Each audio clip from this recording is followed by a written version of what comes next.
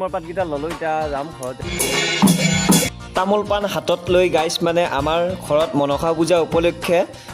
আজি তাৰ আগদিনাই আৰু পদুমৰ পাত আনিবলৈ যাওঁ বলক সম্পূৰ্ণ ভিডিঅ'টো দেখাই আছোঁ শ্বৰ্ট ভিডিঅ' দিম লং ভিডিঅ' নহয়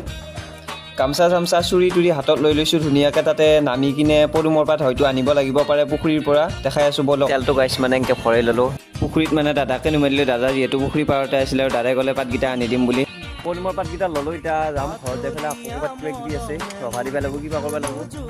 গোটাইখিনি দেখাই আছোঁ মনসা পূজাত ক'ত কি কৰে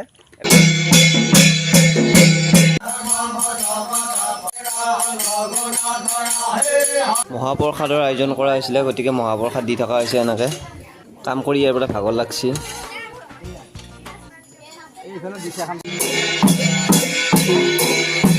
মা লক্ষীক অৰ্থাৎ গোসানীক মন্দিৰলৈ লৈ যোৱা হ'ল এনেকৈ